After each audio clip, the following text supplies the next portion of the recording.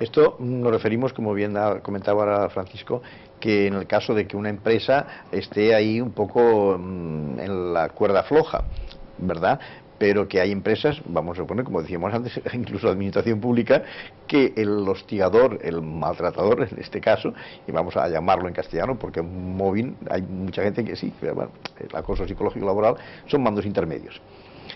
Aquí yo incluso ya empezaría también por recomendar, y no sé si Francisco me apoya, el tema de que las empresas y sobre todo la administración pública se vaya concienciando de que vigile un poco los mandos intermedios. Tiene que vigilar y tiene que velar que no se produzcan esas situaciones. Y el trabajador afectado tiene que tener la suficiente confianza de dirigirse hacia un responsable y poder comunicar esas situaciones.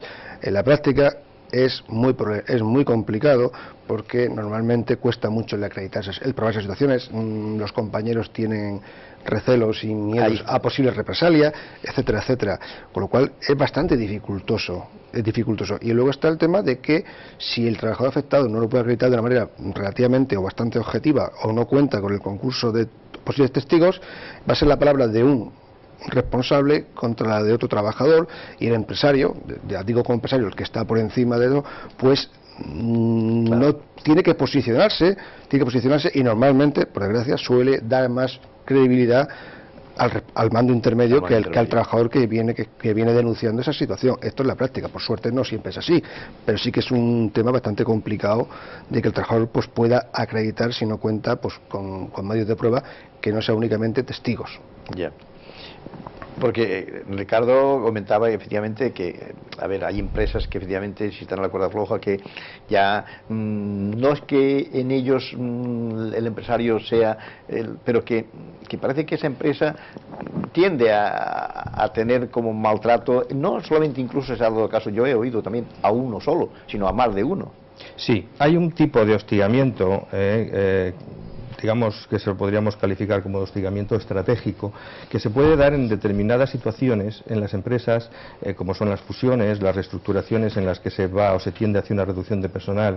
Este tipo de hostigamiento que se da, y hoy que estamos en crisis se da con mayor incidencia, sin embargo, y paradójicamente, no son las situaciones más perjudiciales para los trabajadores, porque el trabajador ve de una manera más clara que lo que se pretende es desprenderse de él. En sí estas situaciones son las mismas, lo que ocurre es que al poder evidenciarse la situación, el trabajador suele buscar apoyo jurídico y suele orientarse antes. Sin embargo, existen muchas otras situaciones en donde no se dan estas coyunturas empresariales de dificultad económica, sino simplemente es un conflicto, o un conflicto que realmente no está el conflicto, es un roce que se genera con la convivencia y que se empieza a contaminar parte o todo el grupo donde se encuentra esta persona afectada. Estas situaciones se dan en todo tipo de empresas y no necesariamente en las que están económicamente en una situación de apuro. Ahí está. Es que a veces no hay que confundir y se suele meter todo en el mismo saco. Además la palabra mobbing creo que ya está aceptada hasta por la Real Academia Española de la Lengua. No hay que confundir lo que es mobbing o lo que es acoso moral con lo que es una actitud hostil por parte del empresario hacia el trabajador. De hecho hay una sentencia del Tribunal Superior de Justicia de aquí de Baleares bastante interesante y no es muy antigua, es en este caso sí es de 2005, que habla de que, y además condena en este caso a una empresa no por mobbing, sino que entiende que es una actitud hostil que sí que lleva a un incumplimiento grave del responsable de la empresa y la condena a la extinción del contrato del trabajador afectado con una condena, con la máxima condena indemnizatoria que hay prevista. Claro. Sí que es cierto que en estos años todavía no estaba implantado, no se pedía una indemnización compensatoria por daños y perjuicios. En este caso condena a los 45 días por año como indemnización, pero reconoce como causa de extinción de la relación laboral la actitud hostil, que no llega a ser un acoso moral, pero sí que es una actitud de manera que de ir derrotando, entre comillas, al trabajador para que se vaya de la empresa. Y esto se está utilizando, por desgracia, relativamente y con bastante frecuencia para provocar despidos, negociar despidos y provocar abandonos. Y por eso la noticia que he dicho antes, que en Baleares aumenta el 30%, muchos casos de estos, realmente más que mobbing son actitudes hostiles de cara a que el trabajador se rinda y la empresa vaya eliminando puestos de trabajo como consecuencia de la crisis económica. Claro, pero me pregunto yo, este comportamiento hostil de cara a ese trabajador, con el fin de puede convertirse en móvil.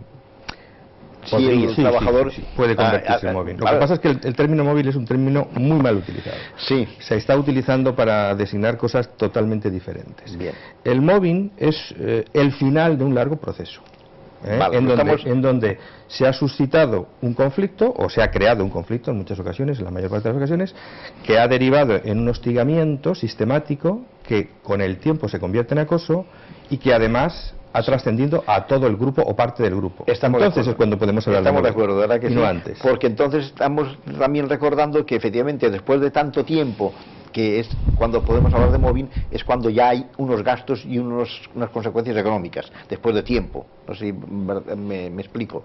No necesariamente después del tiempo, es decir, se pueden ir provocando desde el inicio de esa actitud hostil, que con el tiempo llegará a ser quizás un móvil tal cual, pero en esos momentos ya se está provocando un gasto directo a la empresa y posiblemente un gasto también añadido a los servicios, a la sociedad. Es decir, no tiene por qué llegar a ser un móvil, propiamente dicho, para provocar gastos. Es decir, desde ese momento en que la empresa adopta la actitud hostil hacia el trabajador tendente a conseguir un fin contrario a la ley, con lo cual en fraude de ley, pues entonces ya está provocando unos gastos.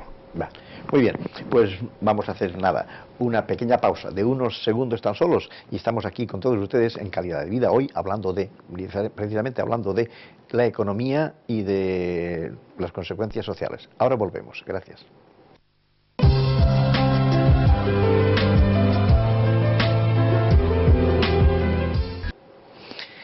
Bueno, pues dicho esto, estamos con el programa El Móvil y las consecuencias económicas y sociales. Cuando digo y sociales, no es que podamos ir ya directamente al tema social, pero sí podemos, después de lo que es, a ver si que no nos quede nada, hablando de los gastos, de la economía, que si hablamos de bajas, hablamos de que, bueno, la víctima, porque, bueno, yo lo dije con este señor que hablaba, el esposo de esta señora, le dije víctima, y dice, sí, no me sabe mal, es que es víctima. Si lo digo bien o no me rectificáis, pero esta persona, esta familia, también tendrá gastos. ¿Es así o no? Y si no llega a una consecuencia aún más grave, como puede ser una separación o un divorcio, que no sería el primero de los casos, y esto es un coste también social, aparte del económico que sufre esa familia, como consecuencia de estas situaciones. Esta suele ser una complicación desgraciadamente muy habitual, la de las separaciones, en sus fases ya cuando se ha llegado a una situación de mobbing, pero desde luego hay muchísimos gastos. Yo casi pondría en primer lugar, si estamos hablando de economía, el gasto de la empresa. El gasto de la empresa desde un primer momento está perdiendo la productividad no solo del trabajador afectado. Cuando se produce una situación de mobbing, normalmente se dan simultáneamente toda una serie de juegos de suma cero, que llaman los psicólogos, es decir, toda una serie de actitudes entre los trabajadores que no pretenden la excelencia en su trabajo, sino que de lo único que se trata es de apartar, de marginar, de atacarse, y que no producen nada positivo. Todo esto es pérdida de tiempo, pérdida de esfuerzo y pérdida de calidad del trabajo en todo el ámbito psicosocial donde se desarrolla la situación de hostigamiento. Luego habría que empezar a hablar, claro, de los gastos de la persona, médicos, jurídicos, sociales, de todo tipo, porque además estamos hablando de gastos a muy largo plazo, son gastos que normalmente duran años. Ahora cuando decimos años, y antes cuando comentamos de que si el comportamiento hostil podía llegar al móvil, se han dado casos, y Anamiz Ricardo de Anamiz puede comprobarlo, bueno, y el grado social igualmente, una persona víctima de mobbing, ¿hasta cuánto tiempo puede estar sufriendo, aguantando este comportamiento, este acoso, vamos a llamarle, tiempo y a veces, ¿verdad? Pueden ser años, muchos años. Todo depende de la actitud que adopte, si es una actitud activa de luchar contra la situación, o es una actitud pues que irá asumiéndola hasta que no pueda más. Claro.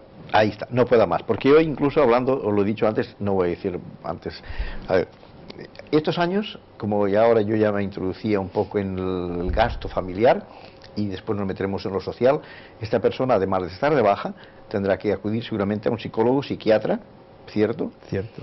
Y además de también abogados. los abogados normalmente, como no sean de oficio, cuestan un dinero, porque y vosotros, ¿cierto o no? Bueno, Francisco. si recurre a un graduado social o a un abogado laboralista, pues si no es de oficio, pues lógicamente pues tiene unos gastos, unos honorarios, que en principio pues ya dependerá de cada uno, pero Bien, sí que pero hay... eso ya es un gasto que tenemos que contar. Efectivamente. Y después los problemas ya familiares. Empezamos en la familia. Como en la introducción se decía, cómo se encuentra la familia con una persona que está sufriendo. Pues queda totalmente alterada en todos los aspectos. La relación familiar, como todas las relaciones sociales y personales de una víctima, y sí que es un término adecuado el de víctima, aunque se puede utilizar a veces el de afectado, pues todas sus relaciones sociales quedan totalmente vinculadas a este proceso, porque una situación de hostigamiento prolongado afecta a todas las áreas de la vida de la víctima, a las relaciones en su trabajo, a las relaciones sociales, puesto que llegado determinado momento en el progreso de esta situación, primero se la aísla laboralmente, pero luego la propia víctima se aísla. Es un refugio el que busca y encuentra ese refugio precisamente en el aislamiento, y ese aislamiento puede llegar incluso hasta el ámbito familiar, de ahí que al cortar las relaciones normales familiares, pues en muchos de los casos se producen situaciones de separaciones o divorcios. Lo ha dicho Francisco, y esto se han dado casos. Sí, seguro, está claro, está estudiado, que además es que el colofón de toda esta situación es que el trabajador afectado, si se decide a plantear acciones legales contra la empresa y contra el trabajador, si es un compañero o un superior que le provoca esta situación, estamos ante un procedimiento que en la jurisdicción social es ordinario. ¿Eso qué quiere decir? Que no tiene un carácter de preferencia como es un despido, que se puede ver el juicio en un plazo de 2 o 3 meses desde presentar la demanda. Un procedimiento ordinario pues, se puede ir, y lo digo públicamente porque este es el caso y me han llegado a mí notificaciones para el año 2012. Mientras tanto, porque claro, lo que él está pidiendo es la extinción del contrato por incumplimiento empresarial.